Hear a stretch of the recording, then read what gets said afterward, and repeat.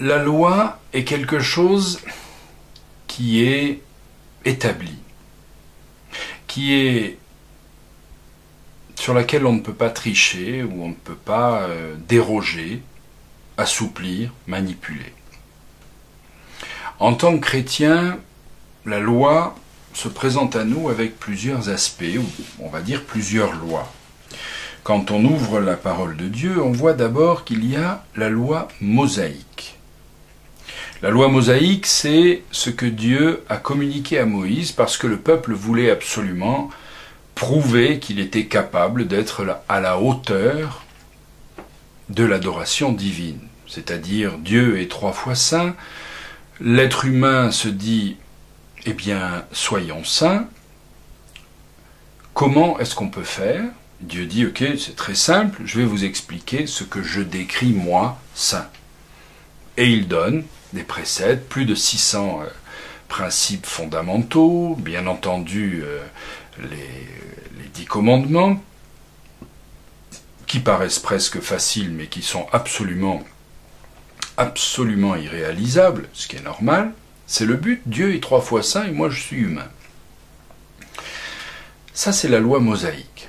Et l'homme va essayer, on dit le peuple juif, mais chacun d'entre nous à sa place aurait fait pareil, nous aurions essayé et nous aurions bien entendu échoué. Ensuite, dans la parole de Dieu, on voit la loi des hommes, qui est rappelée, c'est une loi qui est de votre pays, de mon pays, la loi établie par l'État. C'est une loi sociale horizontale terrestre, mais à laquelle, selon 1 Pierre 2,13 et Romains 13,1, nous devons nous soumettre. C'est normal. C'est ce qui garantit les biens et la liberté des hommes sur terre.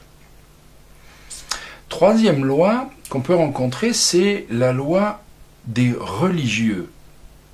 La loi des religieux, c'est un mélange de la loi mosaïque, de la loi des hommes et de la loi morale. Vous savez que la loi morale, c'est celle qui est écrite dans nos cœurs et qui nous fait réagir au bien et au mal, suivant ce qui se passe. La loi du religieux, c'est une espèce d'établissement de règles qui va me permettre de définir qui est bien et qui ne l'est pas selon selon un peu de spiritualité, un petit peu de pratique spirituelle et puis un petit peu de culture. Tout ça mélangé, je fabrique une loi de religieux et c'est pour ça que dans certains endroits, eh bien, de boire une goutte de vin sera un immense péché, alors que dans d'autres ce sera monnaie courante, y compris dans le cadre des fêtes d'église. Dans d'autres, il est interdit dans l'église de parler de politique, comme étant un péché. Dans d'autres, on en parle et ça pose aucun problème, etc., etc. Dans d'autres, les habillements dans l'église seront stricts, dans d'autres, il n'y aura pas du tout de règles, voire même pas de différence entre un chantier et une église, etc. Il y a tout un tas de situations qui sont finalement principalement liées à la forme et non pas au fond. Ça, c'est la loi religieuse. Et puis, il y a la loi de l'amour. Et là, ça commence de toucher Dieu encore plus profondément. Et c'est ce que Jésus-Christ est venu apporter, c'est la loi de l'amour. Tout est déterminé par ça. Jacques 1,8, tu aimeras ton prochain comme toi-même, si tant est que je m'aime. Tu aimeras ton prochain comme toi-même. Jacques 15,9 nous dit, comme le Père m'a aimé, moi aussi je vous ai aimé. C'est Jésus-Christ qui parle à ses disciples et qui nous parle. Comme le Père a aimé Jésus-Christ, Jésus-Christ, lui, nous a aimés. Imaginez la qualité et la densité de cet amour. Comme Dieu le Père a aimé Jésus-Christ, au point de le protéger, de le bénir, peut-être de l'abandonner pendant 3 heures, mais de le restaurer, de l'abandonner uniquement parce qu'il a porté le péché du monde, entre parenthèses, et de le restaurer en qualité de divin sur le trône pour toujours, cet amour que Dieu a donné à Jésus-Christ, inconditionnel, sans aucune condition, il le donne, Jésus-Christ le donne à l'homme. On apprend deux choses à travers ça. La première, c'est la qualité de l'amour que Jésus-Christ nous donne, inconditionnel. Que vous soyez chrétien ou pas chrétien, il vous donne cet amour. Libre à vous de le recevoir. Inconditionnel, que vous ayez échoué ou réussi, il vous donne cet amour, et la même quantité. Que vous soyez missionnaire ou que vous soyez membre d'église, ou que vous ne soyez juste chrétien, enfermé chez vous, à vous occuper fidèlement de votre famille, de votre travail, de vos responsabilités, ou que vous soyez quelqu'un d'illustre, de salvateur au niveau humain, Jésus-Christ vous aime pareil, inconditionnellement. Vous avez peut-être chuté, échoué, hier, avant-hier, ce matin. Vous avez peut-être lamentablement balancé votre Bible et toutes ces choses. Jésus-Christ continue de vous aimer de sa loi d'amour inconditionnel. Et c'est cette loi-là qui va vous permettre à vous de commencer de vous aimer, puis de commencer d'aimer votre entourage. De la même manière dont Jésus-Christ vous a aimé. Ça, c'est le deuxième point qui est formidable dans cet amour de Jean 15,9, c'est que ce que vous recevez, vous pourrez le donner. Ce que vous ne recevez pas, vous ne pouvez pas le redonner. Ou vous allez le donner un peu, comme on dit en anglais, de façon fake, de façon fausse.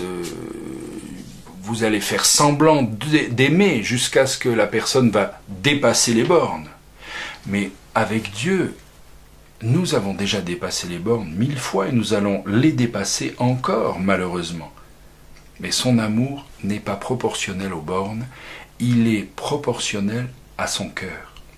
Et c'est l'amour que nous allons pouvoir donner à nous-mêmes et aux gens qui sont autour de nous. C'est un amour inconditionnel de façon à pouvoir libérer les gens de la performance ou de la redevabilité. Cet amour a un impact extraordinaire. L'amour que Dieu déverse en nous va avoir un impact sur nos épouses. Combien d'époux et d'épouses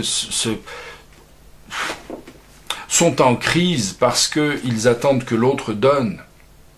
Oui, mais moi je veux bien donner, mais il faudrait que l'autre réponde. Oui, on dit que tel est l'initiateur et l'autre le répondeur, mais si j'initie et qu'il n'y a pas de réponse, l'amour inconditionnel ne demande pas de réponse. Puisque la réponse est déjà une condition. Donc, si j'aime de façon inconditionnelle, comme Dieu a aimé, et que je suis responsable d'une église ou d'un groupe de jeunes, ou d'une cellule de prière, ou je ne sais quoi, si je veux pratiquer l'amour inconditionnel, je n'aime pas plus les gens qui sont présents que ceux qui ne sont pas présents. L'amour n'est pas lié à la performance, encore une fois. Vous savez, beaucoup de pasteurs, c'est toujours un peu triste de voir comme les pasteurs remarquent en premier dans leur église les gens qui ne sont pas venus, avant même de voir ceux qui sont venus. Ça veut dire que dans la réalité, on retrouve ça aussi quand on s'occupe de nos enfants et qu'on veut les édifier, les encourager. En réalité, on remarque plus facilement ce qu'ils ne font pas que ce qu'ils font. Dans le cadre de l'entreprise, un entrepreneur remarque plus facilement ce que les gens ont raté plutôt que les efforts qu'ils ont fournis. L'amour inconditionnel est quelque chose qui est donné sans manifestation de mérite, qui va provoquer le mérite. Vous savez, des fois, on aime les gens qui sont aimables.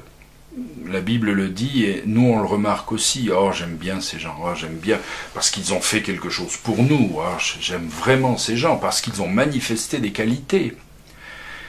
Mais comment est-ce que nous réagissons avec les gens qui ont échoué, avec les gens qui nous ont trahis peut-être? Ouh, là ça devient plus compliqué. Je vais vous expliquer une chose. Le phénomène, le ministère de la grâce, qui est vraiment phénoménal, fait que quand vous commencez de communiquer la grâce aux gens, vous allez souvent être trahi. Pourquoi? Pour pouvoir encore mieux manifester la grâce. Mais quelqu'un qui a trahi et qui reçoit la grâce est plus touché et sera plus touché de façon définitive. Puis je termine avec l'impact de cet amour, l'amour qui transforme les enfants, les amis, les étrangers, les méchants, aimer inconditionnellement les méchants. Puis la dernière loi, c'est la loi de la liberté. Jacques de 12, parlez et agissez comme devant être jugés par une loi de liberté. Parlez et agissez comme devant être jugés par une loi de liberté. Psaume 130, versets 3 et 4 nous dit que Dieu oublie, heureusement. Il oublie, il n'en tient pas compte. La Trinité ne fait plus jamais allusion aux péchés que vous avez déposés à la croix et qui sont pardonnés. Pourquoi est-ce que les hommes ont tendance à se souvenir et à redire, nous avons tel frère qui a, dans une période, il a échoué à cette époque, Pourquoi est-ce que nous osons raconter les choses qui ne sont plus inscrites dans les cieux? Pourquoi est-ce que l'être humain aime bien garder en mémoire ce que Dieu a effacé? Le diable fait cette œuvre. Le diable aime bien raconter. Oui, mais souviens-toi, il y a 5 ans, tu avais fait le même péché. Souviens-toi que ça fait 4 fois que tu échoues toujours dans la même chose. Souviens-toi que tu n'as jamais été capable de, etc. Le diable aime rappeler ces choses. Mais notre Dieu aime effacer. Effacer pour toujours. Jacques 2,13. Vous connaissez ce verset qui dit « Car le jugement est sans miséricorde pour qui n'a pas fait miséricorde. La miséricorde triomphe du jugement. » Il y a plus haut comme loi que la loi du jugement, c'est la loi de la miséricorde. La loi de la liberté, c'est la loi qui nous débarrasse. Nous sommes libérés par la révélation de 2 Corinthiens 3,15. Nous sommes rendus libres. Libres de nos péchés, de nos échecs, de notre nature. Nous avons les gènes de Jésus-Christ qui viennent d'être plantés par le salut en nous, et nous ne sommes pas condamnés à être comme l'arrière-grand-père ou le grand-père ou les blessures que mon père avait l'occasion de faire. Et ça me rassure, parce que mes enfants qui vivront dans la grâce seront libérés des penchants de ma chair. Ça, c'est la liberté. Ce que Dieu apporte dans nos vies, c'est une mentalité nouvelle. Nous sommes libérés du poids de nos échecs, libérés de notre nature qui nous obsède. Vous pensez être dépressif pour toujours? Vous ne l'êtes pas. Vous avez vécu des dépressions. Peut-être vous en vivrez d'autres, parce que nous avons des situations qui font que, parce que nous avons une chair, nous avons des faiblesses charnelles, mais nous ne sommes pas dépressifs. Nous sommes la personne qui appartient à Jésus-Christ, avec la nature de Jésus-Christ, Galates 2,20. Ce n'est plus moi qui vis, c'est Christ qui vit en moi. Et c'est cette nature-là que je veux faire ressortir. C'est pour ça que les chrétiens qui sont autour de vous, s'il vous plaît, faites comme Dieu. Copiez Dieu, ne cherchez pas à révéler leur passé, mais montrez leur présent en Christ. Annoncez leur futur en Christ. Et souvenez-vous de leur passé en Christ, de leurs valeurs, de leurs compétences, de leur réussite. Ne soulignez pas ce qui est effacé à jamais, ne soulignez pas ce qui est un échec, ne gardez pas ça sur la tête de vos enfants, ne les décrivez pas avec des choses négatives, mais valorisez-les. N'oubliez pas que Dieu nous a libérés des péchés passés. Ils sont effacés. Libérés des péchés présents, nous ne sommes pas obligés de fonctionner dedans. Libérés des péchés à venir, il ne s'inquiète pas sur notre avenir et pourtant, même lui sait que nous allons échouer dedans.